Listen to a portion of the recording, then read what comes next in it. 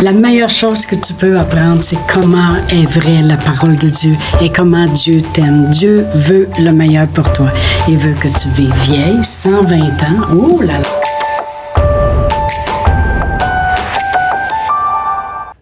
Bonjour, bienvenue à Inspiration. Nous allons continuer encore aujourd'hui et rentrer encore plus en profondeur concernant l'alliance qui a eu lieu entre David et Jonathan. On a vu dans les premières capsules l'engagement, comment ils se positionnent pour s'aider, comment ils deviennent un, comment ils sont plus près l'un de l'autre que leur propre famille et comment cet engagement se continue même avec la descendance et comment tout se doit toujours pour faire du bien. Amen. Alors, c'est vraiment merveilleux. Mais on va regarder dans la parole de Dieu pour comprendre encore plus ces exemples-là de l'Ancien Testament. On va regarder dans la parole de Dieu à 1 Corinthiens 10, verset 11. La parole de Dieu dit, à propos de l'Ancien Testament, à propos des choses qui se sont passées dans l'Ancien Testament, ça dit, ces choses leur sont arrivées pour servir d'exemple. Et elles ont été écrites pour notre instruction à nous qui sommes parvenus à la fin des temps. Voyez-vous, tout l'Ancien Testament, il y en a qui disent, l'Ancien Testament, on ne comprend rien là-dedans. Mais l'Ancien Testament, il est expliqué dans le Nouveau, puis le Nouveau Testament, il est contenu dans l'Ancien.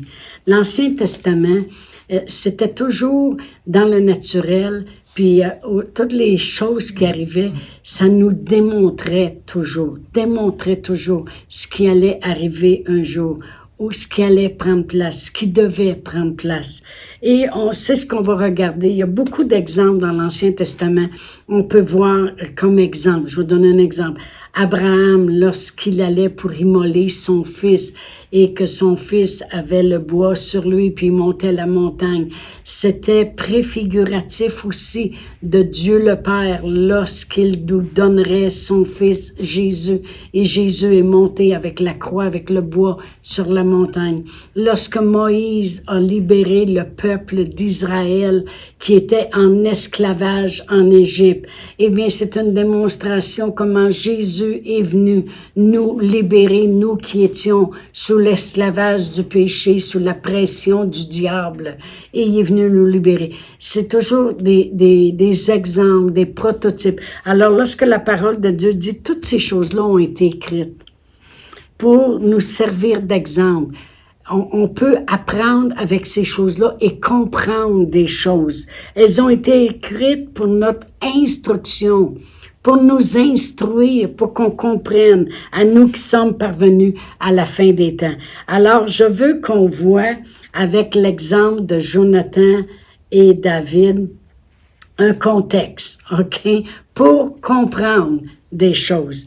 Alors, dans cette histoire de Jonathan et David et du roi Saül, qui était toujours contre David, on va regarder l'histoire comme ceci, parce que c'est une belle histoire à voir avec nous puis notre relation avec Dieu. Dans cette histoire, David, il représente Dieu. Dans l'histoire, David, il représente Dieu. Dieu aime sa création de tout son cœur. Dieu veut montrer son amour, sa grâce, faire du bien, comme David faisait. Il aimait, il voulait faire du bien. Amen. Dieu a toujours voulu nous sortir de notre lot de bord. Autrement dit, de notre endroit de ténèbres, de notre endroit de mensonges, de problèmes, de difficultés, de fléaux. Dieu a toujours voulu nous sortir de cela. Et il veut nous adopter comme un enfant. Alors, c'est vraiment dans cette histoire, lorsqu'on regarde David, on peut voir l'image de Dieu. Amen. Et comment il a toujours voulu qu'on s'assoie à sa table. Dieu a toujours voulu. Ça dit, l'Éternel est mon berger dans le psaume 23. Ça dit, il dresse une table devant mes adversaires. Alors vraiment, il a toujours voulu qu'on arrive à sa table, qu'on aille manger à sa table qu'il a préparée pour nous. Dans cette histoire, la famille de Saül nous représente nous. Saül, avec tous les membres de sa maison, ça nous représente nous. Malheureusement, on faisait partie de la famille de Saül. Autrement dit, on voulait rien savoir de Dieu. On n'a jamais su que Dieu il voulait nous bénir. On l'a toujours blâmé pour les fléaux. Le monde, ils vont regarder des ouragans, ils vont regarder des tremblements de terre, puis ils vont dire, ah, ce sont les actes de Dieu. On a toujours blâmé Dieu, on a toujours dit, je ne sais pas qu'est-ce que j'ai fait au bon Dieu pour que ça m'arrive. Hein? Comment vous l'avez entendu, cela. Alors vraiment, la famille de Saül, les autres ont toujours blâmé David, comme nous, on a toujours blâmé Dieu, sans le connaître. Amen. Comme la famille de Saül ne connaissait pas le cœur de David. Amen. Alors, on pense à toutes sortes de mensonges. Dieu est sévère, Dieu nous condamne, Dieu il est en colère après nous, Dieu ci, Dieu ça. Exactement comme la famille de David. Et dans cette histoire, Jonathan, lui, il représente Jésus. Alors, Jésus était fils de l'homme et fils de Dieu. Et il avait le cœur de Dieu. Jonathan, il faisait partie de la famille de Saül, mais il aimait David. Comprenez-vous, David représente Dieu dans l'histoire. Alors, Jonathan, il est de la famille de Saül. Mais il aime David. Amen. Alors, lorsqu'on regarde cette histoire-là de cette façon-là, on comprend vraiment que c'est un prototype, un exemple pour notre instruction. Alors nous, on était vraiment pris dans les mensonges. Dieu est en colère, Dieu il veut pas que j'aille ça. Qu'est-ce que j'ai fait au bon Dieu pour mériter ça? Ben moi, je dois être mis au monde pour un petit pain, sur le mauvais bord du lit, quoi que ce soit. Mais tout le temps, la faute était à Dieu, comme Saül mettait toujours la faute sur David. OK? Mais Jonathan, qui représente Jésus, a fait une alliance, lui. Même s'il était de la famille de Saül, il a fait une alliance avec David. Et ça l'a emmené des bénédictions. Je vais vous démontrer comment, à la croix, notre Seigneur Jésus-Christ a fait toutes les étapes de l'alliance, comme j'ai dit quand deux Hébreux rentraient en alliance. La croix, vous vous souvenez que j'ai dit que des Hébreux, ils prenaient un arbre, ils le coupaient, puis ils le plantaient en quelque part pour se rappeler. Et après ça, ils prenaient les carcasses de l'animal, puis ils mettaient le sang sur l'arbre. Eh bien, la croix représente l'arbre, le souvenir. OK? L'agneau, c'est Jésus avec ses blessures. Amen. L'agneau qui était coupé l'animal qui était coupé en deux, ben c'est Jésus qui a subi sur son corps toutes les blessures. Son sang versé a été répandu sur le poteau. La robe, eh bien, vous savez que notre Seigneur Jésus-Christ a été dépouillé de sa robe à la croix. Et puis, ça dit qu'ils lui ont arraché sa robe. Et puis là, il tirait sur un bord puis sur l'autre. Et puis, il voulait la déchirer. Il dit, on va pas la déchirer, elle va perdre sa valeur. Alors, ils l'ont fait tirer au sort. Mais voyez-vous, Jésus s'est dépouillé de sa robe. Ça dit, de riche qu'il était, il s'est fait pauvre. De riche pour qu'on soit enrichi. Alors, il nous a donné sa robe de prospérité.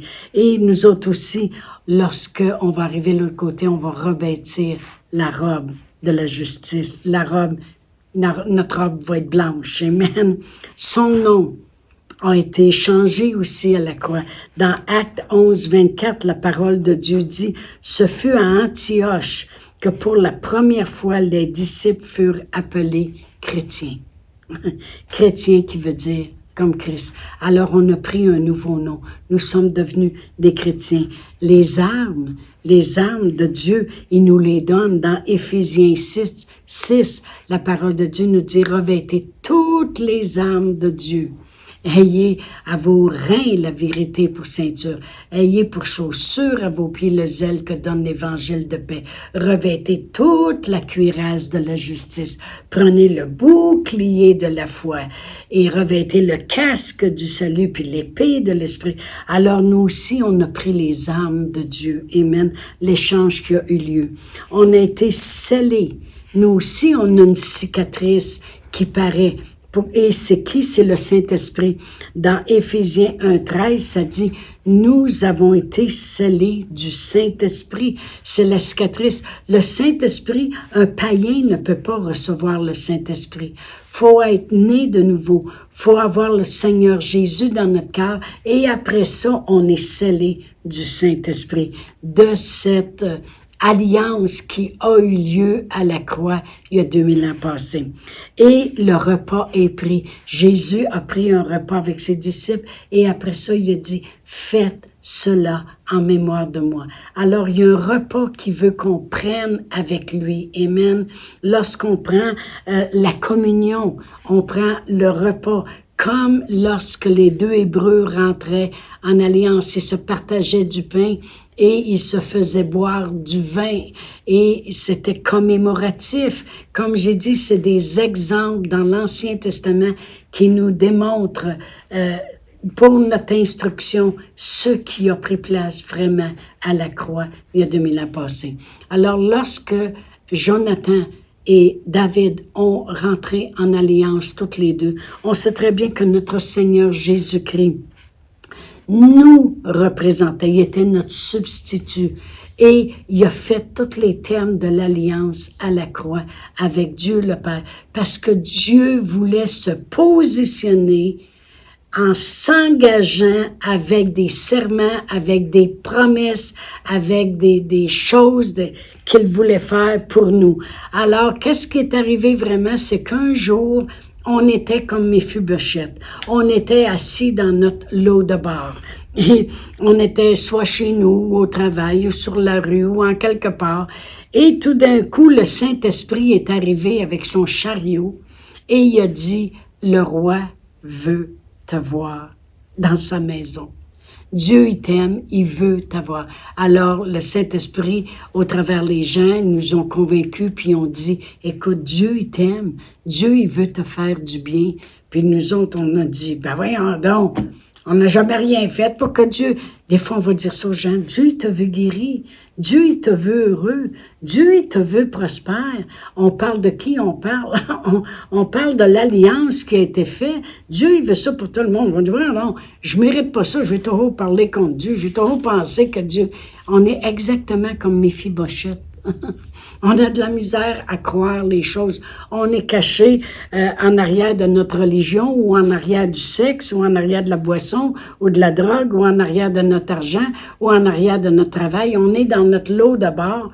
Et puis là, le monde arrive et dit, non, non, Dieu, il veut prendre soin de toi. Dieu, il veut te faire du bien. Puis là, nous autres, on dit, ben voyons donc, pourquoi Dieu, il voudrait me donner ça? Veux-tu bien me dire pourquoi? Je le mérite même pas. Dieu, il dit non. Ça n'a rien à voir avec toi. C'est à cause de l'alliance que j'ai faite avec Jésus quand il est mort sur la croix. Et à cause de cela, je me suis engagée à prendre soin de toute la descendance. Voyez-vous, Jésus a été le premier-né. Il est mort, il est ressuscité des morts. Et ça dit que nous, quand on accepte le Seigneur Jésus, nous aussi qui étions morts, on revient à la vie. Parce que Jésus est venu pour nous donner la vie.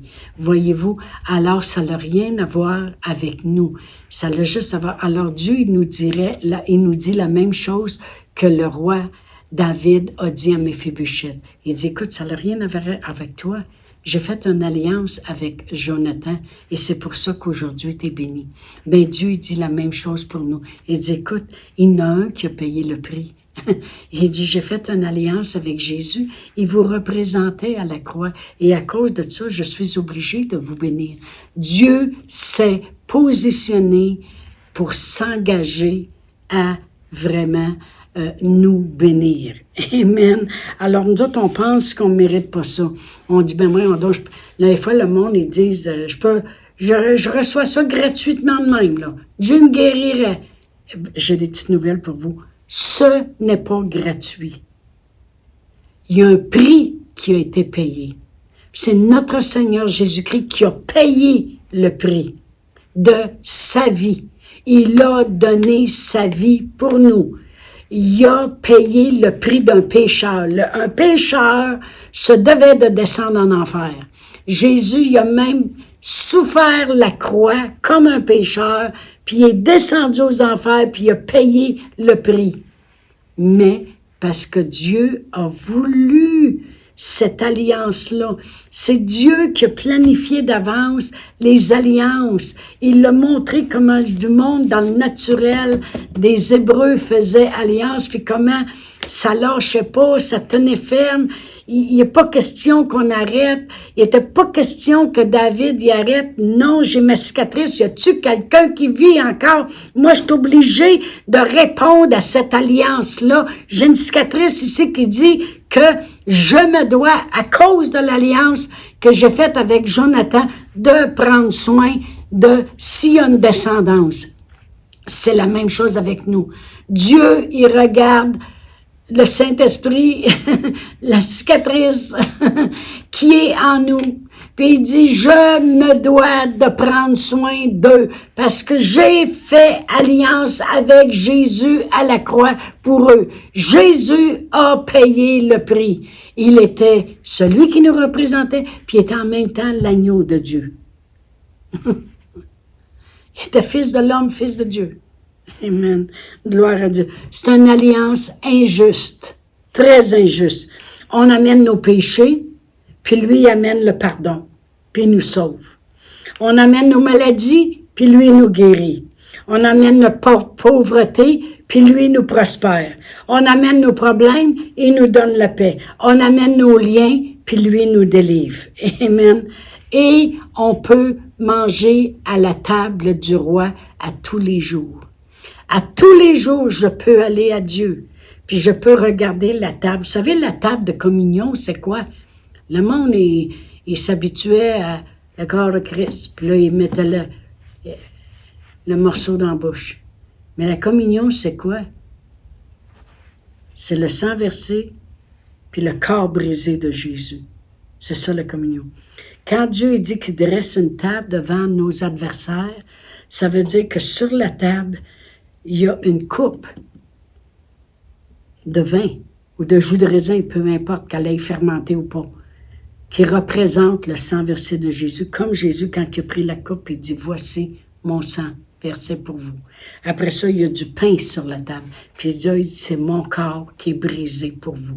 Faites cela en mémoire de moi. À tous les jours, je peux m'approcher et me rappeler, me rappeler avec cette table qui est dressée devant moi. Tous les jours, Méphibosheth, il pouvait aller manger à la table du roi puis se rappeler, j'ai été restauré comme un fils de roi. Tous les jours, je peux aller à la table que Dieu a préparée devant moi avec Jésus et savoir que j'ai été restauré. Amen. Alors, chaque fois que je prends la communion, je me rappelle de l'alliance. Alors, je vous dis à demain. On va continuer là-dessus et au revoir. Chantal Paulus est avec vous tous les jours du lundi au vendredi sur Facebook et YouTube. Vous pouvez écrire à Chantal en privé sur Messenger. Si vous avez manqué une capsule, retrouvez-la sur la section vidéo de Facebook ou sur YouTube si vous désirez faire un don par Interac. Voici l'adresse courriel capsule.inspiration au pluriel @gmail.com. Le mot de passe est inspiration au pluriel. Vous pouvez aussi faire un don par www.eslr.org/dons. Veuillez indiquer en mémo Capsule Inspiration.